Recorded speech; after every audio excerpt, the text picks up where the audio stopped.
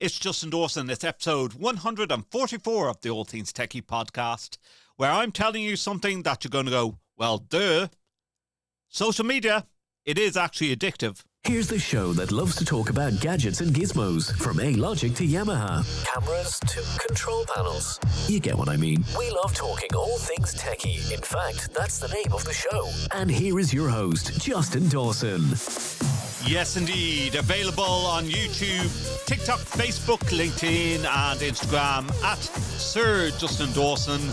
I know we're talking about socials and being addictive, but this is a podcast, and I think you're allowed to become addicted to this show. This is episode 144 of the All Things Techie podcast. My name is Justin Dawson. You can find us across the socials and also on our official website, www.allthingstech.ie. How is everyone doing? It's been a bit over a week and a half. I've been getting over a cough and a cold, so that's why I've been putting off doing this episode of the All Things Techie podcast. Yeah, I've been fighting off a cold and a cough, and also just working through work in general at the end of the campus year.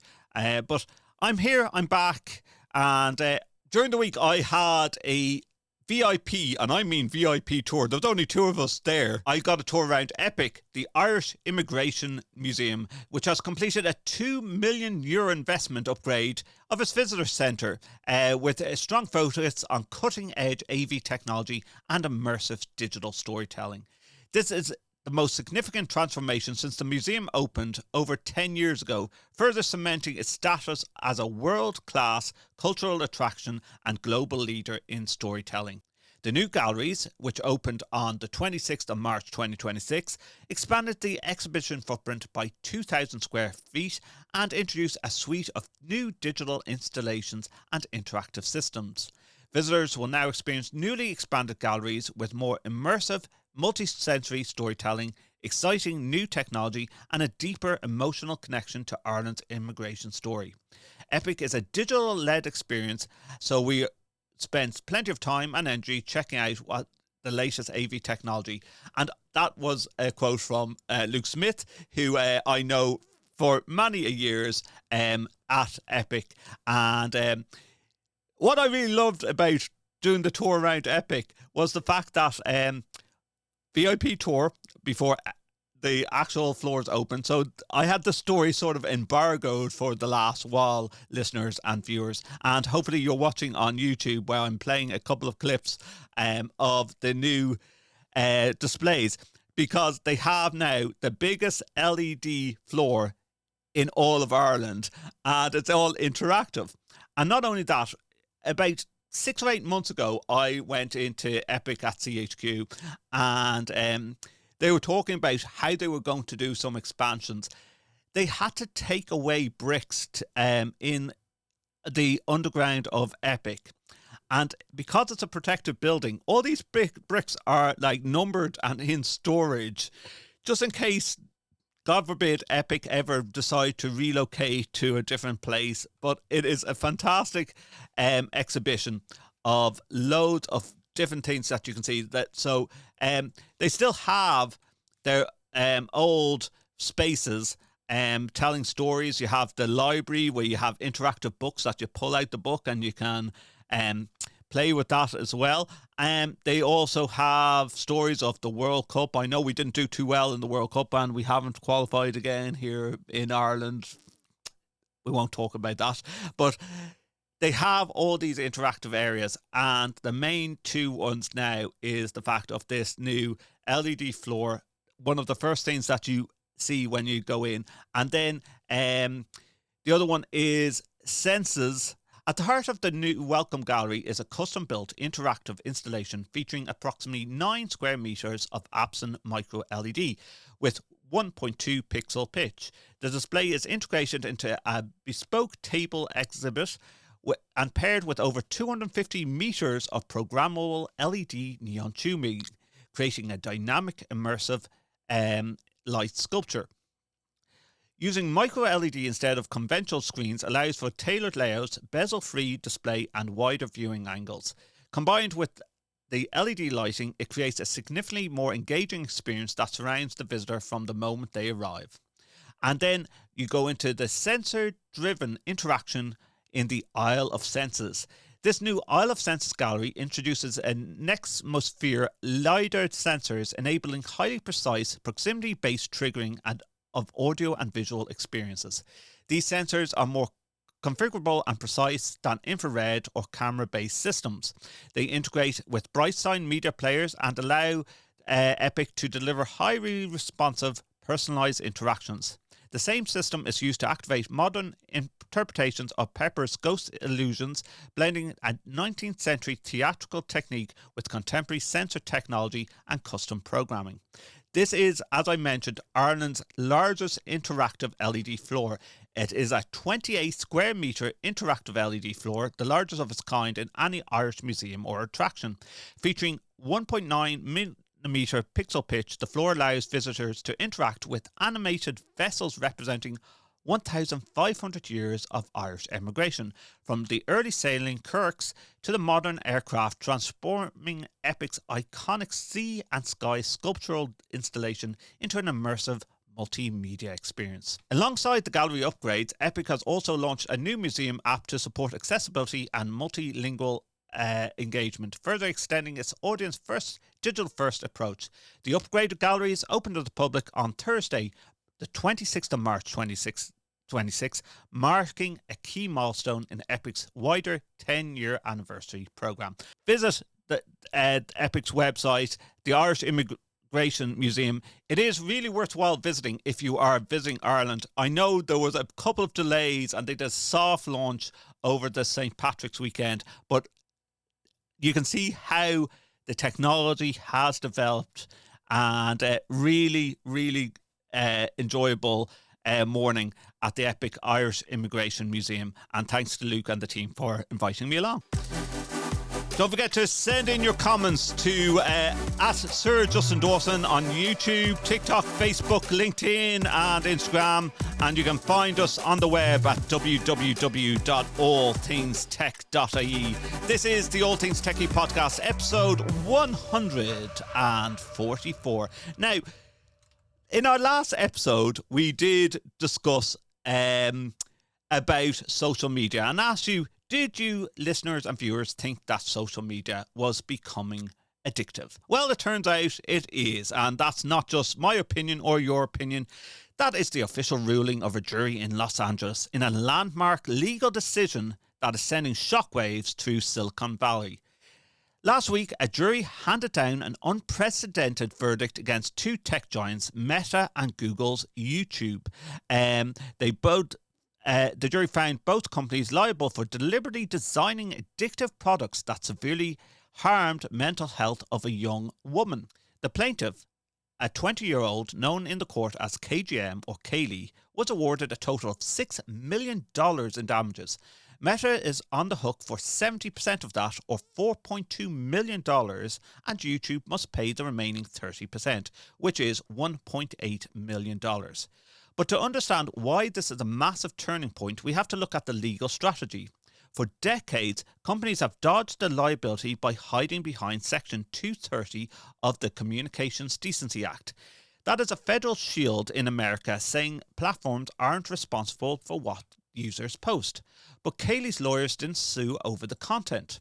They sued over the design. They successfully argued that these platforms aren't just neutral spaces. They are engineered on addiction machines. The lawyers pointed to specific features like infinite scroll, autoplay videos, and hyper-targeted algorithmic recommendations.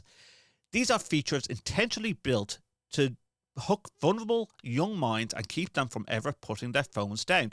And we know that if you use TikTok, if you use Instagram, you are doom scrolling. And Kaylee's story is harrowing, but unfortunately it is not unique. She testified that she started using YouTube at the age of 6 and Instagram at the age of 9, with zero age verification barriers. By the time she was 10, she was suffering from depression and engaging in self-harm. She spent hours every day on the apps, excessively using beauty filters to shrink her nose and enlarge her eyes. This relentless cycle eventually led to clinical diagnosis of a body dysmorphic disorder and social phobia. Now, in this 6-week trial, the executives who built these platforms actually had to take a stand. When Meta's CEO Mark Zuckerberg was pressed about why he lifted a temporary ban on beauty filters, despite internal warnings that they were actively harming teenage girls, his response was chilling. He testified that he felt like the evidence wasn't clear enough to support limiting people's expression. Even more stunning, when Adam Mosseri, the head of Instagram, was confronted with the fact that Kaye once spent 16 hours straight on the Instagram app in a single day, he refused to call it addiction. Instead, he told the court that 16 hours of daily scrolling was merely problematic. Let's talk about the money, because the damages awarded tell a fascinating story. The jury gave Kaye $3 million in compensatory damages, but awarded another $3 million on punitive damages because they found that Meta and Google acted with malice, oppression, or fraud. During his closing argument, Kaye's lawyer, Mark Lanier, brought out a jar of M&Ms. He told the jury that each piece of candy represented $1 billion of the tech giant's value. He scooped out a handful to show how billions mean absolutely nothing to these social media giants. Finally, to represent the $3 million in punitive damages, he placed a single blue M&M in his mouth and cracked it with his teeth, telling the courtroom they do not want to feel the pain of what they did. And folks, if you think this LA trial was bad for big tech, wait till you hear what happened the day before. Just 24 hours prior to the Los Angeles verdict, a jury in New Mexico hit Meta with a staggering $375 million in civil penalties. The state attorney general ran an undercover operation, creating fake accounts posing as children under 14. The results were horrifying. These accounts were bombarded with sexually explicit material and immediately contacted by adult predators. The jury found 75,000 violations of state consumer protection law, fining Meta $5,000 for every single one, ruling that the companies knowingly deceived the public about safety of its apps. So, where does it go from here?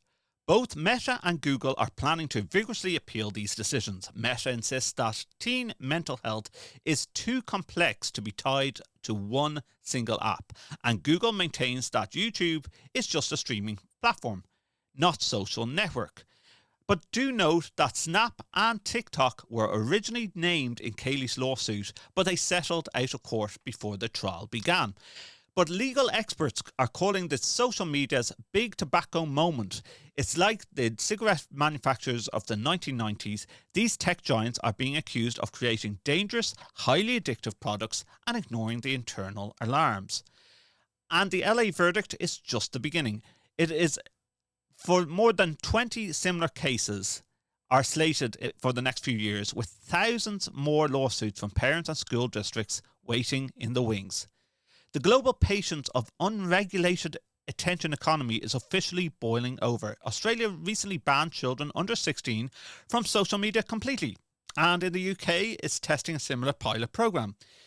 In the US, with Congress stalled, at least 20 individual states have passed their own laws requiring strict age verification or banning cell phones in classrooms. In Ireland, we have pouches where secondary school children have to put the mobile phones into the pouch before they go into class. Is this enough? We are witnessing a monumental shift. The core business model of the internet and social media, keeping you endlessly scrolling at any cost, is now a legal liability.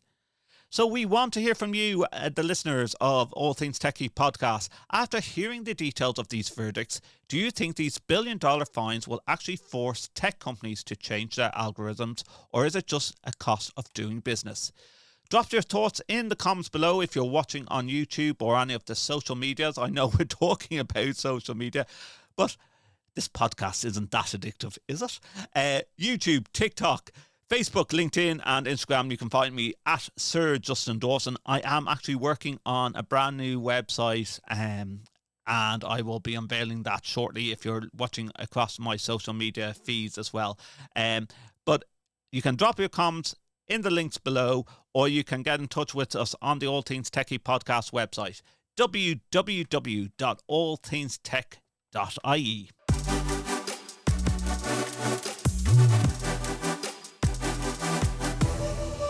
Yes, indeed. It's episode 144 of the All Things Techie podcast, where we dive into the intersection of technology, daily life, and the digital systems that run our world. My name is Justin Dawson. I am your host, and thank you for liking and subscribing and sharing this podcast. And you can find all previous 140 plus episodes of the All Things Techie podcast at www.allthingstech.ie. Now, if you're in Ireland, I want you to imagine waking up, checking your energy app, and seeing that you have somehow used 7,000 kilowatts of electricity in a single day. For context, that comes in with a staggering €2,500 price tag. Or imagine seeing that your daily energy costs jump from the very normal €1.83 to choke €738 overnight. Well, this isn't a nightmare for tens of thousands of smart meter customers across Ireland recently. That was their reality. Over the period of March the 6th to March the 8th, customers of Electric Ireland, Bord Gáis Energy and Energia took to social media and Reddit in an absolute panic to report wild, impossible meter readings, with some users facing phantom bills of up to €5,000 for a single day's energy use. Today we're going to deep dive into the ESB network smart meter glitch. What happens when automated systems we trust to manage our homes suddenly go rogue? And more importantly, what do our reaction to this tech failure say about us? So let's break down exactly what went wrong. When you hear about smart meter readings showing thousands of euros in a single day, your first instinct as a tech enthusiast, or even a non-tech enthusiast, might be to blame the hardware. But did the meters malfunction? Were they hacked? The answer is actually no. This was a classic case of software upgrade gone wrong. ESB Networks, the organisation that oversees the operation of roughly 2 million smart meters across Ireland, rolled out a planned software upgrade to an internal system on Friday, March the 6th. The internal software bug incorrectly processed customer meter readings, which then automatically beamed highly inflated, incorrect usage features directly to energy suppliers and onto customers' online ESB accounts. ESB Networks and the Commission for Regulation of Utilities were quick to clarify a crucial point. This issue was entirely internal and had absolutely nothing to do with the physical integrity or recording accuracy of the smart meters in people's homes. The hardware did exactly what it was supposed to do. The centralized software simply scrambled the math. But knowing it's a software glitch doesn't stop the human panic. Dara Cassidy, of the head of communications at bonkers.ie, was actually one of the people affected by this. He checked his account and was shocked to see his meter claiming that he'd used over a year's worth of energy in just one day. He highlighted the very real human element to this tech story, the anxiety it caused for folks living paycheck to paycheck. Suddenly seeing €5,000 energy bill pending on their account is absolutely and utterly terrifying. To their credit, suppliers took action. Bord Gáis Energy actively switched off billing in associated meters to minimise the financial impact and prevent auto drafts from draining customers' bank accounts, because don't forget, a lot of these bills are direct debit. SSE Electricity also told customers to sit tight, assuring them that no action was required while the fix was deployed. So, listeners and viewers, where do they stand now if you were affected on this? ESB Networks has issued an apology for the confusion and concern and stated they are actively reviewing their process. They have successfully corrected the usage data for more than 99% of the affected customers. However, fixing the final 1% is taking longer than they originally anticipated. Once that final fraction is corrected, the accurate data will be sent over to the suppliers. And for those of you wondering if will be an actual payout for the stress of a phantom €5,000 bill, don't hold your breath. ESP Networks explicitly stated that while they understand the inconvenience, they will not be offering compensation in this circumstance. Now, I want you to take a step back because this is where the story gets real thought-provoking. It is incredibly easy to look at a glitch like this and declare that smart tech is more trouble than it's worth. The sheer outrage and immediate panic on Reddit and social media proves one very important thing, that people are actually checking their smart meters. I will give you a prime example. I was maybe one of the first customers for smart meters. Why? Because I have a disabled child and I was able to get priority to get a smart meter installed. A lot of people turned around to me and said, "You're stupid, wait for until everyone's getting it because, there will be glitches in the system." And lo and behold, there was glitches in the system. I then realised that Board Gosh rang me up and said, "Oh, we're changing your tariff." I said, "No, you're not. I'm locked into a 12-month tariff." And they said, "Check out the terms and conditions." And it was the fact that the actual meter had stopped giving reports on an hourly or whatever it is. I think it's half-hour basis. It wasn't giving reports. So I rang up Electric Ireland as a customer and said, "Your smart meter is not working." They said, "Oh, it is the card in it, the SIM card in it is a fluctuation. You might have a bad signal." I said, "No, I work in tech. I have a phone here. I'm getting a 4G signal on my phone. This is nonsense." This went back and forth on the call until I said, "Can I speak with a manager or can I escalate this call?" I had to log a complaint. This is a personal experience. I had to log a complaint. It took 6 months or more for it to be investigated with the Commission of Utility Regulation. When it was investigated, they found out that the actual meter was faulty. So they actually went out. It's all third-party companies putting in these meters.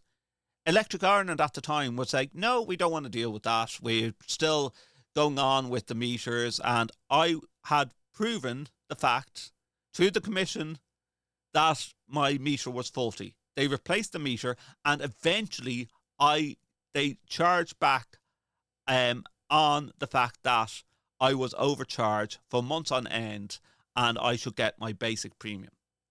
So I did actually swap providers just because it is good to swap electricity providers from time to time to get the cheapest price. But the important thing is you need to check your smart meter readings. There's no point in having a smart meter if you don't check out your readings.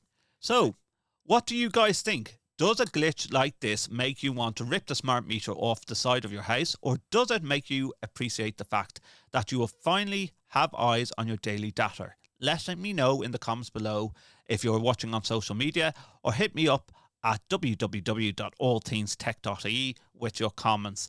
And coming up, we have more great stories, including employees stealing things from the workplace.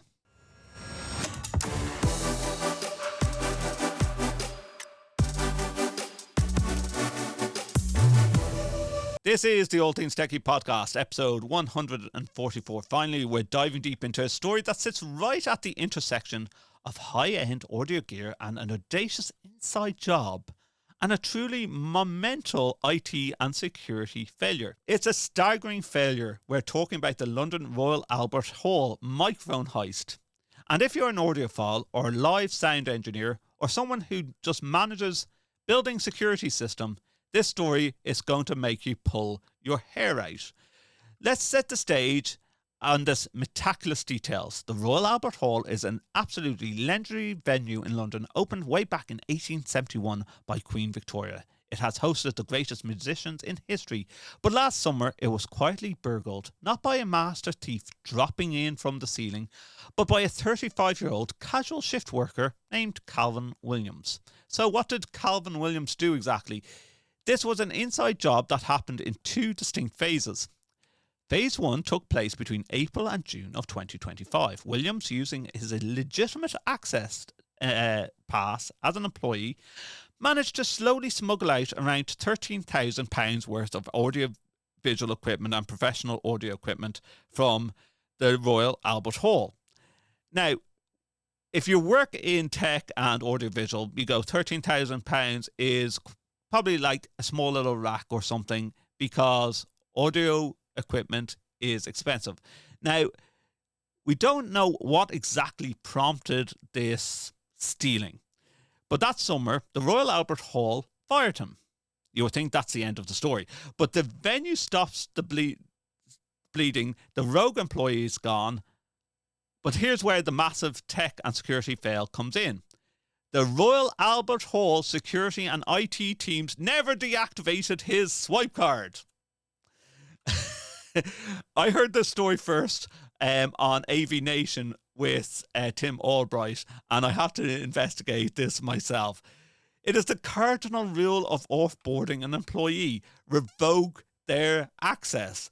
But they didn't. So fast forward to August the 8th, 2025. Williams actually returns to the concert hall. And why? He was attending an appeal meeting to try and get his job back. Imagine the audacity. He's there trying to win his job back, and while wandering the halls, he realises that his old keycard still works. He discovers he still has full, unrestricted access to the audio storage cupboard. So what does he do? He waltzes right back in and steals another £31,000 worth of the exact same equipment. All in all, the venue estimated that Williams walked out with 58 microphones and their associated accessories, totaling an incredible, wait for it, £42,319.33. We're talking top tier live performance vocal instrument mics. But you can't quietly fence 58 high-end microphones. He tried to sell his massive hoard of gear online. Obviously, the market for over £40,000 worth of specialised audio gear is small, and the police eventually tracked him down, arresting him at his home in Hammersmith in October 2025.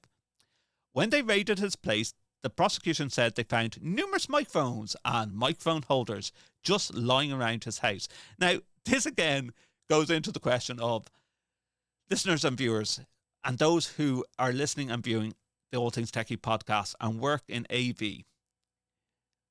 When you get new equipment into a premises, you take the serial numbers, you take the MAC addresses, you register it on the network. You also want to get the warranty out of the device. Was any of these asset checks being done? Question mark. I don't know. But either way, they stole all this equipment. It's a small market. We know audiovisual and the circle is small. So it's unique equipment. It's like good high-end microphones and audio equipment. There's only a select market, so you are going to get caught. So Williams then pleads to theft and burglary at Southwark Crown Court. But the sentencing handed down by Judge Martin Griffiths is what really has people up in arms. Williams was sentenced to 13 months imprisonment for the burglary and a further 6 months for the theft. However, both sentences were entirely suspended. Let that sink in. He completely avoided jail time. Instead, his punishment consists of 150 hours of unpaid community work and 20 days of rehabilitation activity, and he has to pay back just £8,400 to the Royal Albert Hall over the next 2 years. Which brings us to the core debate of today's episode. Should this employee have gone to jail? It wasn't a petty theft. £42,000 is a massive financial blow. he systematically looted 58 pieces of high-end tech. This wasn't an accident, it was deliberate, in a 2-part heist. It was a non-violent, opportunistic crime. UK prisons are overcrowded and judges often use suspended sentences for non-violent property offences. Is locking up a rogue audio tech the best use of taxpayer money? That's for you to decide. Answers on a postcard and get into contact with the programme. But how much of the blame falls on the IT and security teams? He literally walked back into a restricted audio closet after being fired because someone forgot to click deactivate on a security system. It's a harsh lesson in basic cybersecurity and access management. The venue lost over £42,319 worth of equipment, but the court only ordered him to pay back $8,400 over 2 years. That leaves the Royal Albert Hall a nearly £34,000 loss. Does that sound like justice?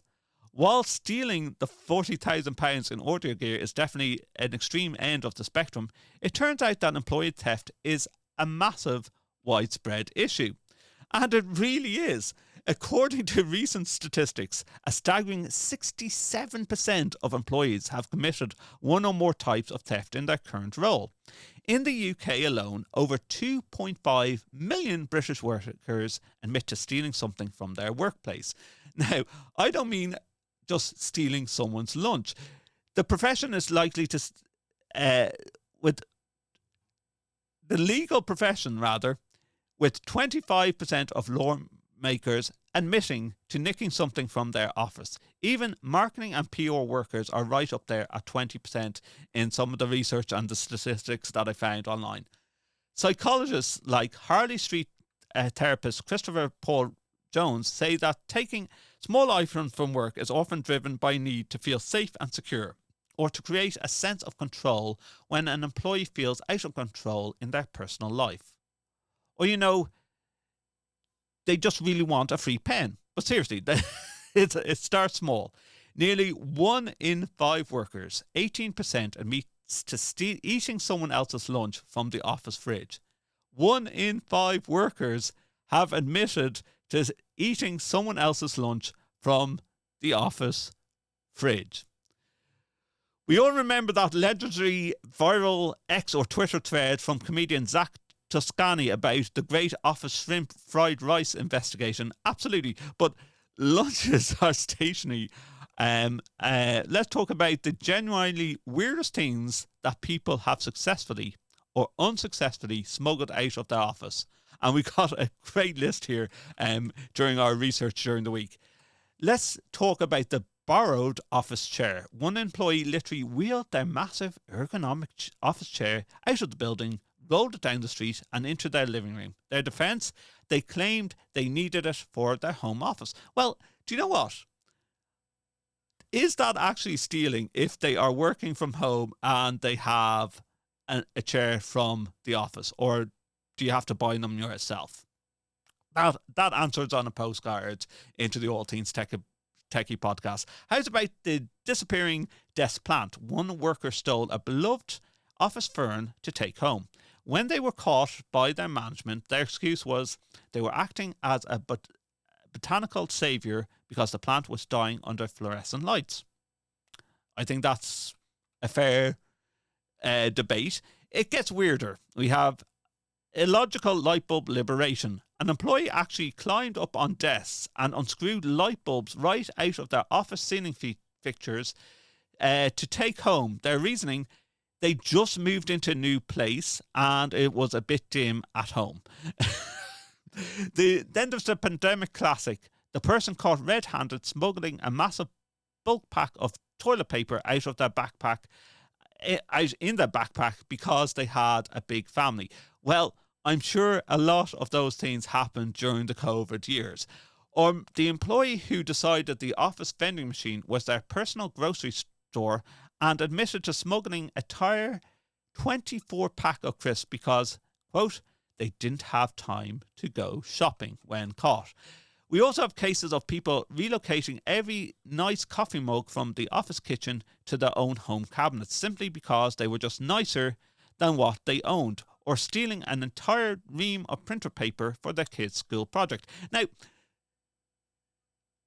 the coffee mug. I'm sure everyone has stolen a coffee mug from work or accidentally brought it home to wash in the dishwasher and forgot to bring it back. And that's why a lot of these office places just go out and buy cheap IKEA mugs. But my absolute favourite, the crown jewel of bizarre office theft, has to be the office pet. One employee was actually caught stealing the office goldfish. When HR demanded to know why they took the fish, their justification was simply, "I thought it looked lonely." What's the weirdest thing that you have seen stolen from something in work? And what's the most high value item you have seen unsecured in your office? Let us know. Get in touch with the All Things Techie podcast. You can contact me on socials at Sir Justin Dawson, YouTube, TikTok, Facebook, LinkedIn and Instagram. This has been episode 144 of the All Things Techie podcast. Please like, comment, share and subscribe. And I'll talk to you next time. Goodbye.